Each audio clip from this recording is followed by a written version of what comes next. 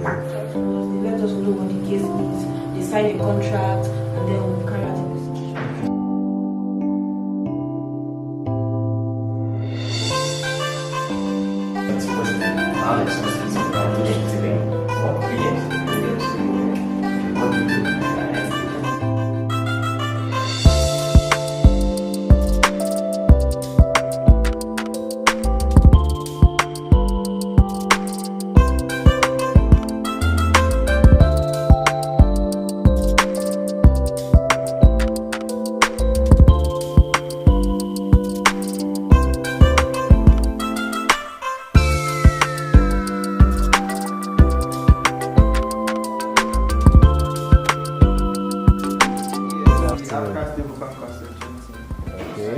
Nice to meet you, sir. Good afternoon.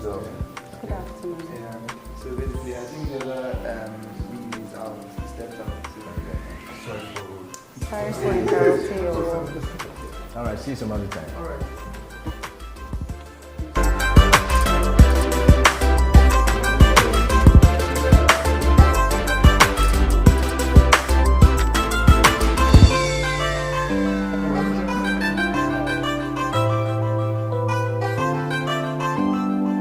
We are Convexity. Okay, sir. Thank you for having us. Thank you. Okay, please, sir, can you start by introducing yourself for our viewers that are eager to know about you and your journey in the crypto industry? Okay, thank you. Thank you very much for coming around. My name is Adedeji Owonibi. I'm the co-founder and also the CEO at Convexity. Yeah, so Convexity is a blockchain consulting firm. We started off as a blockchain hub where people just come, co-create solutions, build Web3 enabled solutions. And of course, from there, we also noticed we need to build solutions that speak to local problems that we see that we think blockchain can stand in the gap on those problems for us. So, yeah, so of course, there are a lot of problems, and I think blockchain is built for Nigeria. A lot of people say blockchain is built for Africa, and I just want to do a hyper zoom in, to say it's built for Nigeria. So wherever you have trust issue, that's a fantastic solution you should bring in. When you have issues of transparency, that's a place you should use those technology.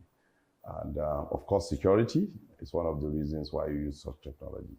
So we decided on our own that, okay, there's this newspaper publication, I think maybe they will share it with you.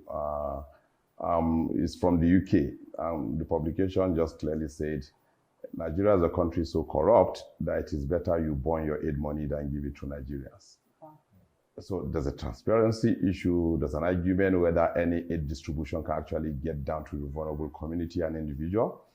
And so we just believe, okay, if we understand what the blockchain have got to offer, there's this beautiful book that I love. It said The Truth Machine.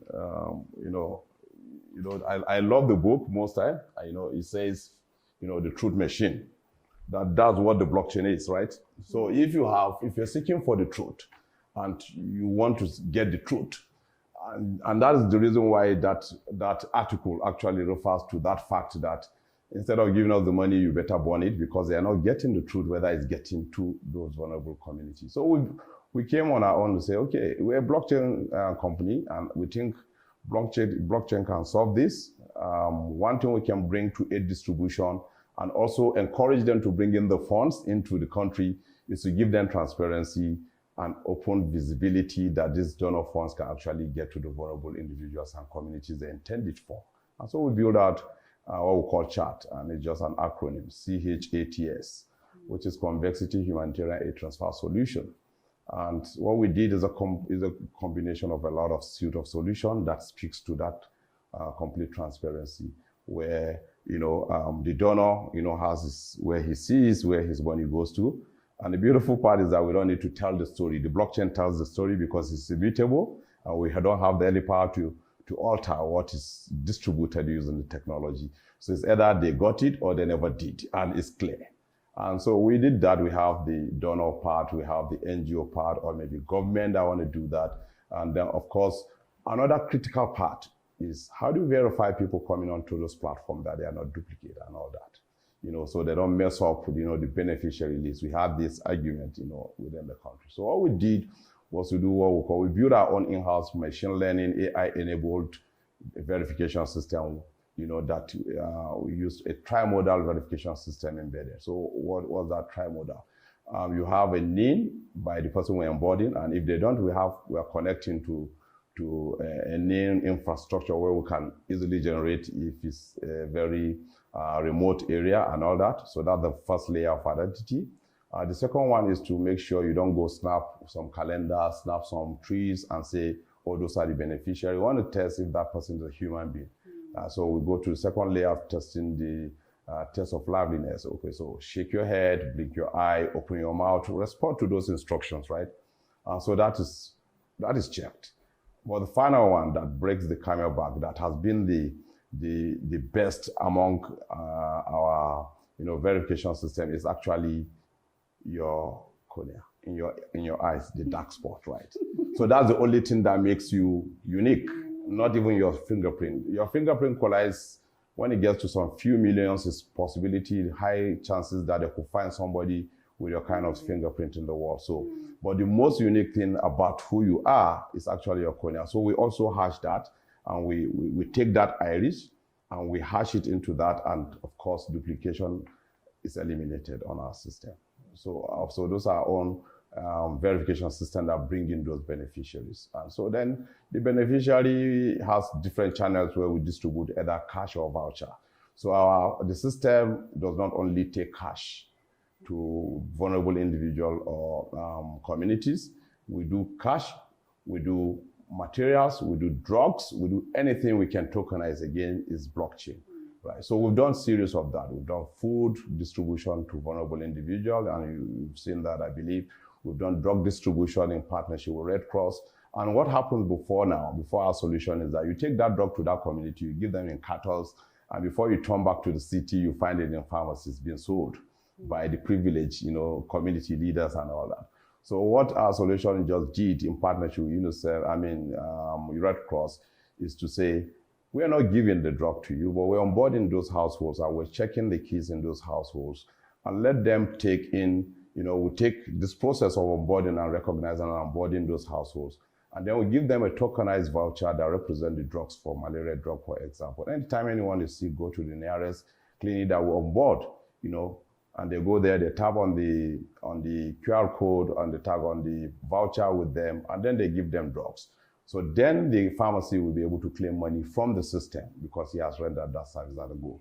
So there's no possibility of you collecting money when you have not served, and we have all those things traceable. And of course, this whole activity that I tell you, whoever is the person funding has complete visibility. He can actually speak to the beneficiaries via our app.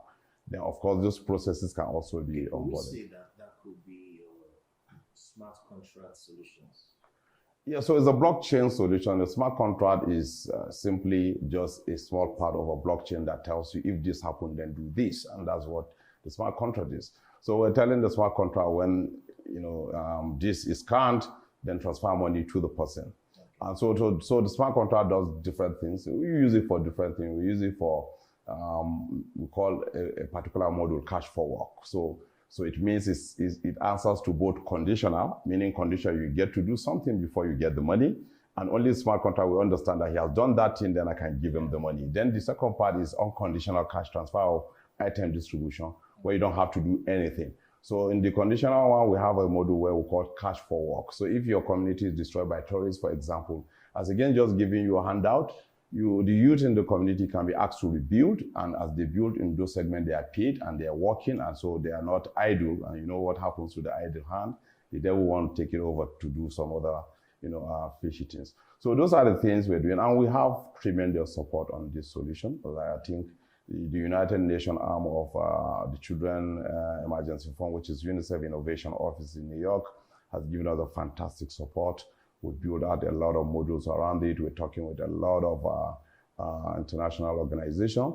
We're also talking about vaccine traceability and, of course, distribution. So there's a lot of use cases, a lot of foundation. Recently, we got some funds from Roddenberry Foundation out of California to make sure that So they are happy doing this because they can now follow the money. A particular case in point is one in Makoko in Lagos, the floating community.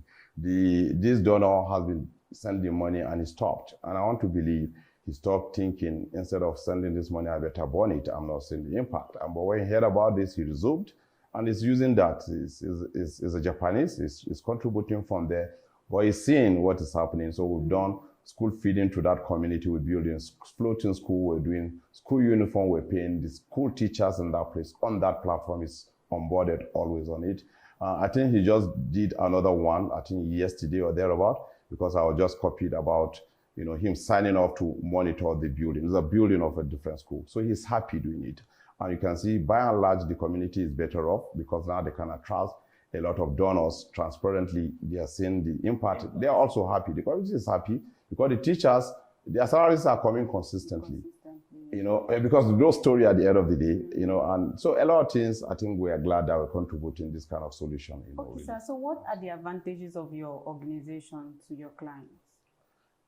So that is just one part of the things we do, right? So we build solutions that cut across different places. Okay.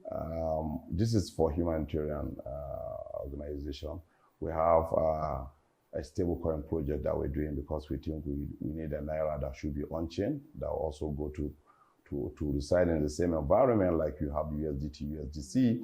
So we have a CNGM project that we're part of. Is a consortium-driven thing that we're part of. The central government to ensure you provide the smart, let's say, stable coins for Nigerians. Yeah. So possibly you're traded in the crypto space. Yeah, of course, it's a cryptocurrency. It's cryptocurrency on different chains. Yeah. It's maybe only your station have not taken that news, but it's the news that I believe almost most of the stations have it. As a matter of fact, if you put the CNGM, and if you see this, right? If you do this is CNG and stablecoin. When you do that, you can see these are all news from Ledger Insight to Punch newspaper to to Forbes to Nairametric to like that to Cointelegraph. Okay. It's been out there, right? So so that's what we're, but we're still working with regulator to cross the T's and dot the I's, because it's a regulated asset, and of course, so working with them to make sure we have some approval to enter into a sandbox, so we can also power that. So we're touching a lot of places. We build solutions for different companies. Again, the Convexity Lab, which is the lab that have developers that build solutions that we see. So you already have a lab. Yeah, we have the lab that are doing this. We have, of course, so we build our own. We build for others that want us to build. So we're building, including the central bank. We've been building a solution for also some international organizations. We build different Web3 solutions. We work with a lot of customers. That's because, again, we can be able to understand your problem. We can distill that, what your problem is. We can speak it in Web3, language, because we are strong in Web3 and blockchain-enabled solutions. Yeah, so that's what we've been doing. So in terms of collaborations and partnership, do you have any organization in blockchain that you collaborate with? Or who does blockchain or your organizations collaborate with? So, partnership with? Yeah, so we have so many of them. So some international. Okay. In Nigeria, we are friend to every blockchain startup, right? So it's either could we say you're a pioneering blockchain organization in Nigeria? So maybe not, but again, we're doing something different from others. Okay. When we launch our hub, again, it's the first blockchain hub that ever existed here, and now we have a lot of people that we've inspired that also have opened up hubs to do Web3. I think recently there's another block space that just opened in Lagos by Mr. Chuta. So a lot of them are springing up. But again, I would say we are one of the most foremost and deeply experienced blockchain as a service company that do consulting, build solutions around blockchain. Maybe some other ones are there, but we all collaborate. So we work with different blockchain. We build on Hyperledger, for example. We build on Arcoda. We have Some of our solutions are running on Polygon. Some of them are running on, recently I think we have one that is running on ICP computer. Where the stablecoin is built on Bantu network, which is the African layer 1 blockchain, for example. We are also partnered with Settlement, is a big blockchain infrastructure company. And so we have a lot of partnership with, internationally that we're working with, really. Okay, sir, I want to ask, what are the major challenges in promoting blockchain in Nigeria? Yeah, so I'll just say maybe education, again, because it's new. Again, it's nobody's fault, it's new. So, and some technology have been existing for a long time. And so it's easier for you to talk to someone how you understands it. And so when you tell people, we're a blockchain company, they say, oh, you're crypto. And so crypto is just one use case on blockchain. And we're not a crypto company per se. We don't have exchange. We don't do crypto. We build only solutions, you know, that power like the one I mentioned earlier. And so education, and we've been doing that. We're also constant trainers to most of the, you know, big government agencies, some regulators. We've been doing that. And just last week, we did a training for over 60 law enforcement officers from Nairobi, you know, in Kenya. And so we're also training a few people coming from EFCC to do a lot of certification on how, you know, they can understand this, how it can be investigated, and, you know, so we do all those issues, those things around here. Okay. So what makes your organization unique compared to other blockchain organizations? Simply unique with what I told you now. So other organizations don't open their doors for EFCC to come get trained. Yeah. We train them. Other organizations in Nigeria, for example, are not constant trainers to the central bank. We do that every year, right? Other organizations are not looking at local problems to see how they can engender a proper solution to it. Maybe they are just interested in which token can we buy, what can we do. We are not looking at that because, again, the bigger thing is to build solutions and infrastructure that can solve our local problem. So we're also working on what we call real-world asset tokenization. That will be out soon. I think I should not get that out, but it's going to be massive, where we can harness most of the potential of the dead assets that we have. You know, so everyone say we are rich, but we can't see it. So we have to be able to harness that potential that is beneath the ground. You know, that a lot of people can actually be able to allow that to be tradable around the world and engender a lot of liquidity into Africa. Are you trying to talk about stocks? Yeah, so it could be stock, it could be real world asset, it could be gold tokenization. A lot of people are doing those. Those are all real world asset tokenization. They're called the RWA. So they are going to be massive, and we think we should be earlier in the game also. So very soon, I believe, if you follow us, you will see that in partnership with some big, you know, asset management companies that to be able to push that out. Yeah. All right. So finally, I want to ask you, what is the future in blockchain in Nigeria and global? So the future is, you know, when a prophet tells you this child you're going to give birth to is going to go massive, it's going to be mighty, you just believe it, right? So I think you should just believe that the future is blockchain. We are coming from an era of what we call the Internet of Information. And so that is why anybody you ask now, you tell them, oh, why are you asking me? Just Google it, because it's just the simplest thing to get is information about anything.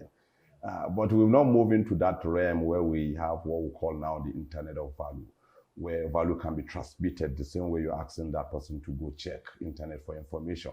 And so that's the realm we're going into, where, you know, the internet will power value. When you browse, you get incentivized by some token, which Brave is already doing. We don't do that in the internet you're coming from yesterday. It's not even simply possible, because money cannot live in the same internet that we used to have yesterday, because that internet had deficiency. If I send you my picture on the internet of yesterday, if I send you my picture, I still have it. There's something they call significant economic presence, right? So a lot of international blockchain companies don't know that Nigeria have that. Okay. And so when you serve Nigerians and they open wallet, irrespective of where you're situated, then you're open to a lot of legal issues, tax issues with Nigeria. So we're doing an article where we want to educate international crypto businesses, really, that targets Nigeria, to know that, because now Binance is on soup, something similar. And they've been there for many years, but now they have to pay donkey of taxes, and now they are slapping them with that Significant Economic Presence Act, just 2020. Then, of course, it's something that maybe we'll have to do a particular decision on it, because it's great that all of them want to visit to know. Even though we're pushing it today out on our page, maybe it's something you can also report from the page, because I said I should push in that. Thank you very much for having us once again, sir. So our viewers, this is the CEO of Convexity Technologies Blockchain Solutions right here in Abuja. He has given us insights on how they started, where they are, and what the future portends for blockchain developers in the world. So please stay tuned as we give you more details on that. All right, guys, so we have come to the end of today's interview. Stay tuned as we continue to find out more what Convexity company is all about.